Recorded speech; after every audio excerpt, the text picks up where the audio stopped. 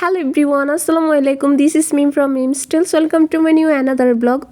অনেক বছর পর আজকে একটা লং ভিডিও আপনাদের সাথে শেয়ার করতেছি। আই হোপফুল আপনাদের সবার অনেক বেশি ভালো লাগবে। আমাদের টিম মেম্বার্সরা মিলে সবাই চলে আসলাম ফুলগাজী মডেল প্রাইমারি স্কুলে। তো ওইখানে এসে বাচ্চাদেরকে কিছু গুরুত্বপূর্ণ কথা আলোচনা করতেছিলাম সবাই মিলে। এই টিমের ভাইয়ারা অনেকগুলো গুরুত্বপূর্ণ কথা আলোচনা করতেছিলেন আর বাচ্চারা কথাগুলো মনোযোগ সহকারে শুনতেছে। ওদের যে এই মনোভাবটা দেখে সত্যি ভালো লাগতেছিল। বাচ্চাদের জন্য এটাই হয়েছে এখন বোঝানোর সময়, শেখানোর সময়। তো ওদেরকে এখন যেভাবে পরিচালনা করা হবে, যেভাবে বোঝানো হবে, তাদের ওইভাবেই কিন্তু মনোভাবটা আস্তে আস্তে করে বাড়বে। যাই হোক, এখানে আলোচনা করা হচ্ছিল কিভাবে আমাদের চারপাশের পরিবেশটা আমরা পরিষ্কার পরিচ্ছন্ন রাখতে পারি, যেখানে সেখানে আমরা ময়লা না ফেলে নির্দিষ্ট একটা জায়গার মধ্যে ময়লাগুলো ফেলতে হবে। মাশাআল্লাহ, এখানকার বাচ্চারা অনেক বেশি অ্যাক্টিভ। ওদেরকে তেমন ভাবে কোনো কিছু একদম বুঝিয়ে পড়িয়ে বলা লাগছে না, ওরা নিজে থেকে সবগুলো প্রশ্নের উত্তর দিতে পারতেছিল। এটা দেখে তো আরো বেশি ভালো লাগতেছিল। আসলে আমাদের চারপাশটা সুন্দর রাখার জন্য, পরিষ্কার পরিচ্ছন্ন রাখার জন্য দায়িত্বটা কিন্তু আমাদেরকেই গ্রহণ করতে হবে।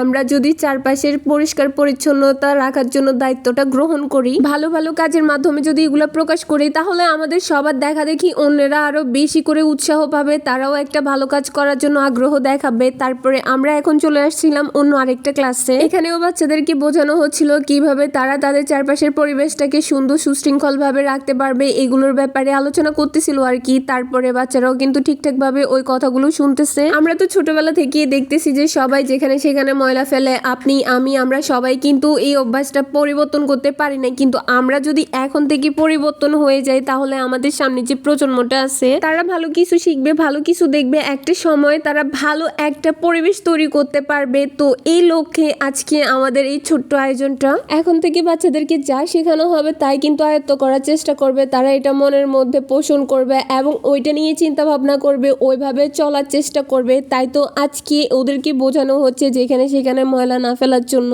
একটা সুন্দর সুস্থ পরিবেশ কিন্তু আমাদের সবারই চাওয়া। তো এখন থেকে যদি আমরা সেই প্রেক্ষিতে সেই পদক্ষেপটা গ্রহণ করে থাকি, আর সেভাবে বাচ্চা থেকে শুরু করে প্রাপ্তবয়স্ক যারা আছে সবাই মিলে যদি সুন্দর একটা পরিবেশের তৈরি করার চেষ্টা করা হয়, তাহলে কিন্তু একটা সময় আমাদের এই লক্ষ্যটা পূরণ হবে।